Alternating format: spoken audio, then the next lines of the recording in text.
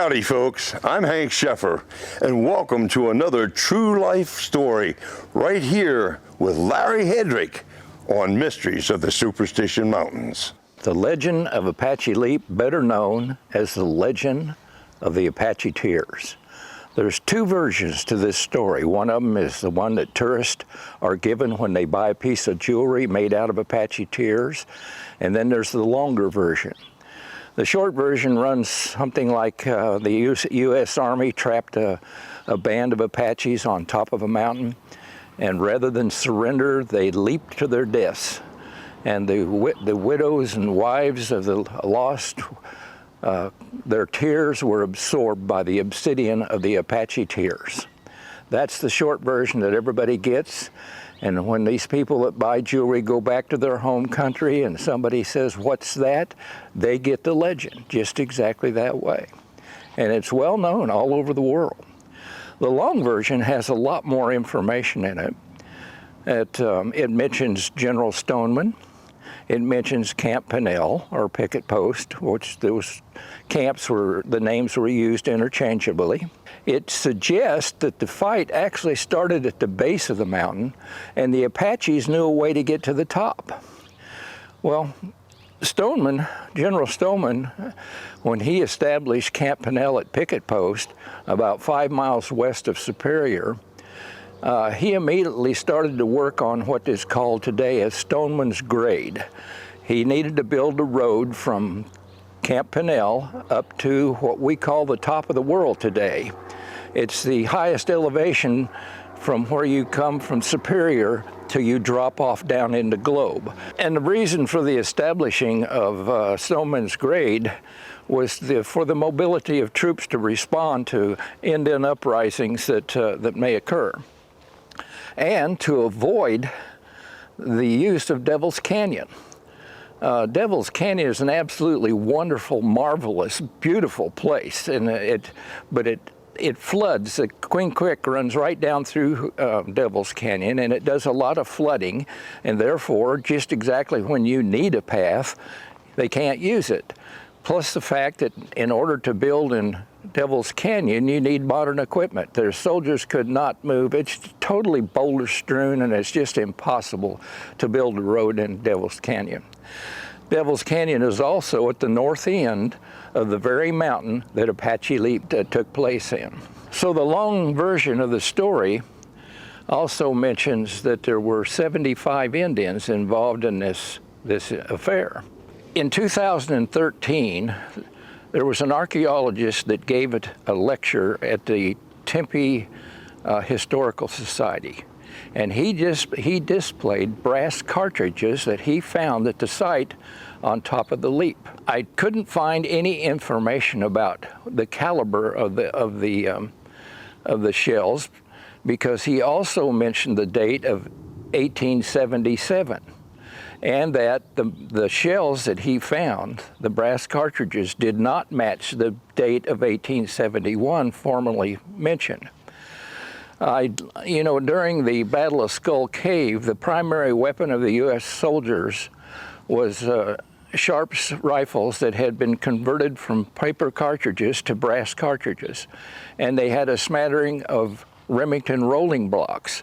The Sharps were the 50-70 caliber, and the rolling blocks had a number of different calibers, 43, 44, but they also had 50-70. And I would assume the Army would stick with the same kind of a cartridge so they didn't have to stock all different kinds of ammunition.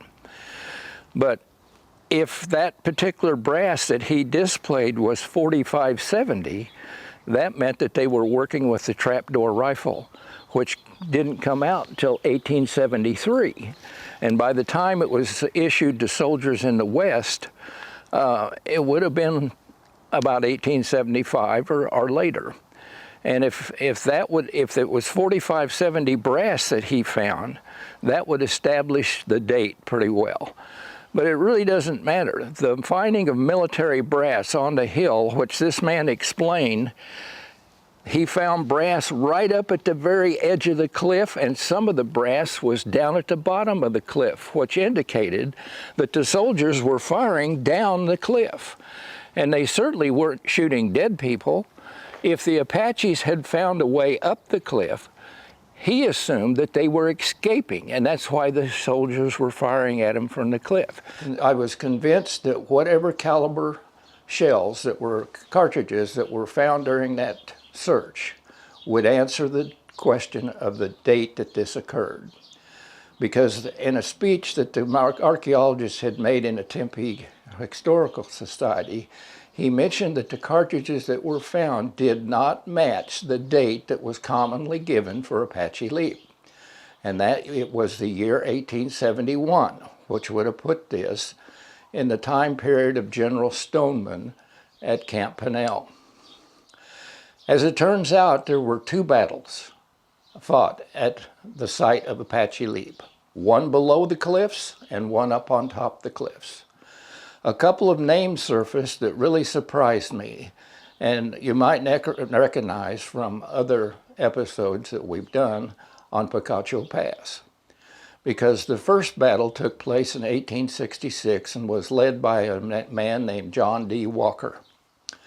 Walker was part of the California column that came in here in 1862 to deal with the Confederates that were in Tucson.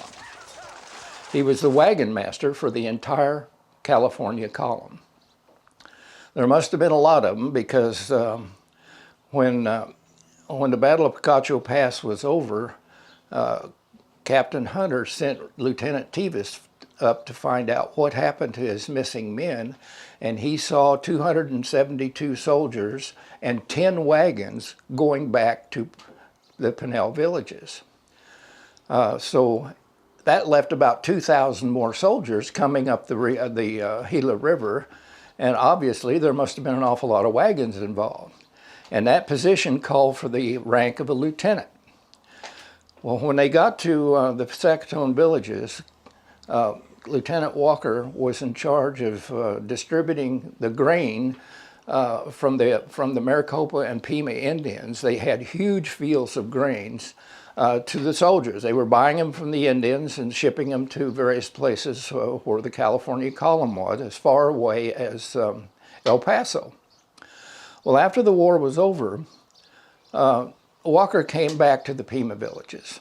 He was very friendly with the Indians, and he continued doing business with them. And in fact, he formed a militia unit out of the Pima and Maricopa Indians. The Apaches had been committing great depredations against the Pimas and the Maricopas, and they were really tired of it. So he formed a militia unit and was cooperating with Fort McDowell, which was established in 1865.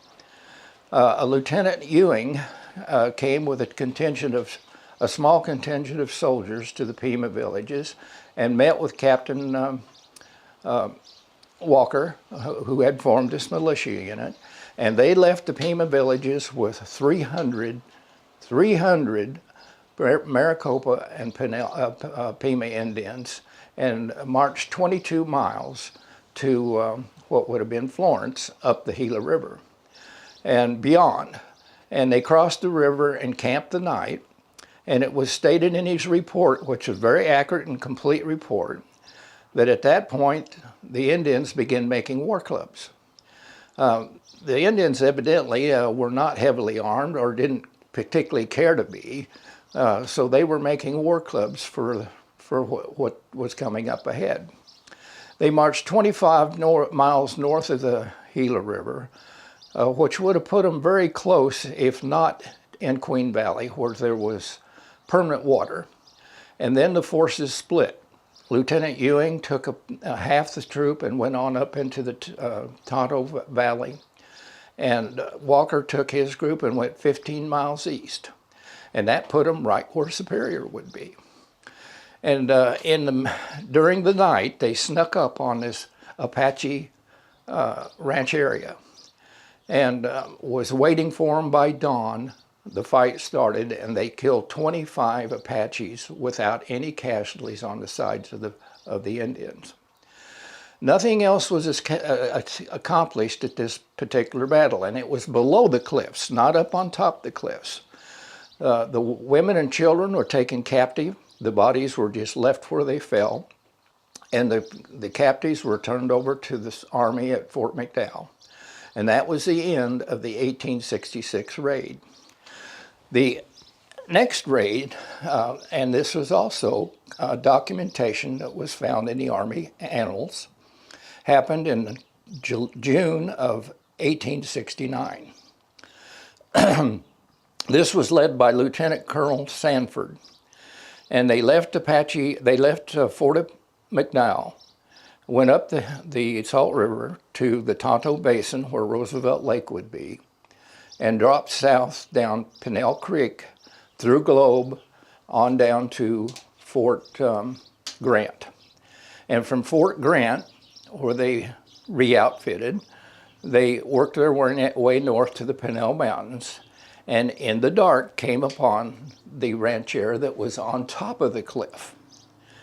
And the name that came up, there were three groups of mostly soldiers. There was no mention of Pima or Maricopa Indians being in this particular group. It was mostly all soldiers. And there was three groups of them. All the outfits were named, which I can't put to memory. And they combined into two groups, and one of them was led by none other than Lieutenant William McLeave. If you might remember in our episode of Picacho Pass, he was a captain who was captured by Captain Hunter and his Confederates and taken with Emil White, who owned the mill there, to Mesilla. Now he was a lieutenant. I don't think that meant that maybe he was demoted because he was captured.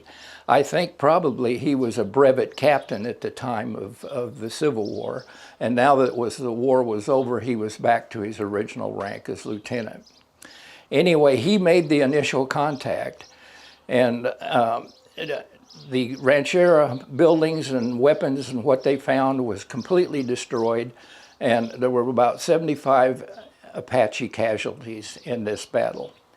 Absolutely no mention in either one of these reports said anything about the Apaches jumping over the edge or committing suicide or being thrown over the edge. What information I've been able to gather, there's a couple of other things that happened in Arizona that people thought that the Indians committed suicide. One of them was when General Cook took over. He was on an inspection tour, and he was returning from Fort Apache to Camp Verde. And his party was attacked by 30 or 40 Apaches. And a couple of them got separated during the fight and were over on the edge of the Mogollon Rim. And the firing was so heavy, they just jumped over the edge. And everybody thought that they committed suicide. Well, eventually they walked over there to look down and see the remains, and there they both were, almost this sheer cliff, bounding from boulder to boulder, making their escape.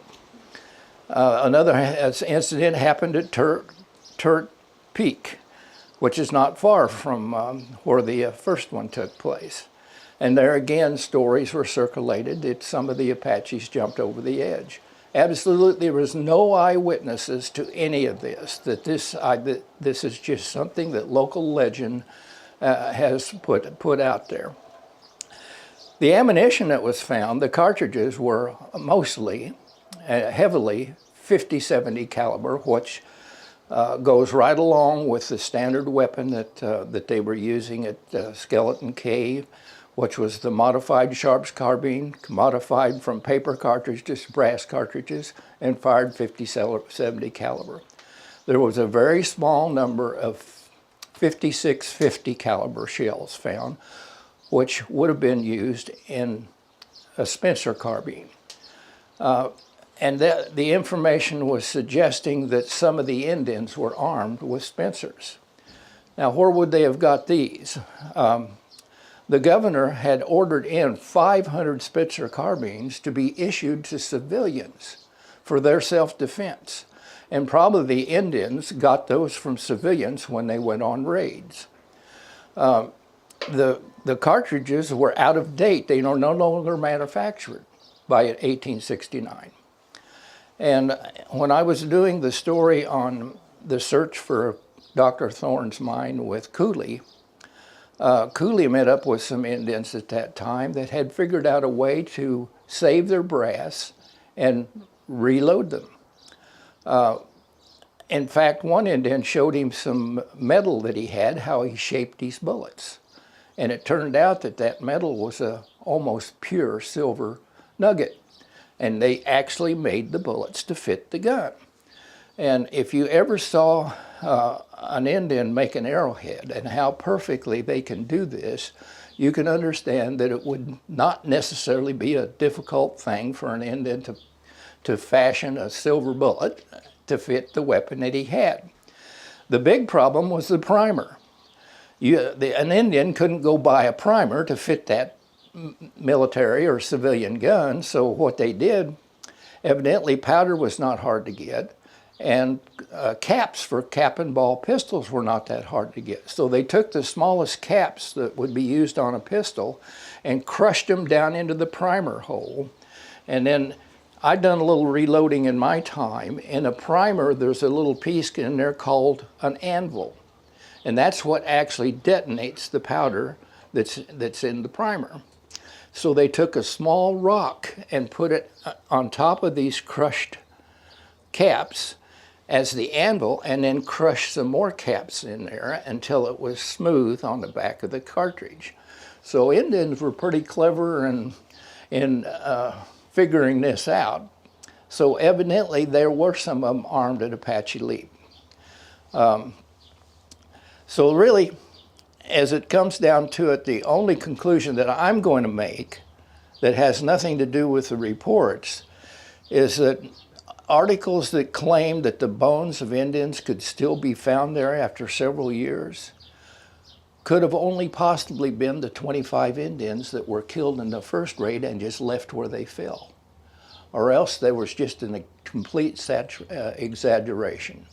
But anyway, the two battles that took place, and the one battle in 1869 by Captain McLeave, Lieutenant McLeave, is, in my opinion, completely solved the mystery of the Apache Leap. Thank you for watching this episode of Mysteries of the Superstition Mountains.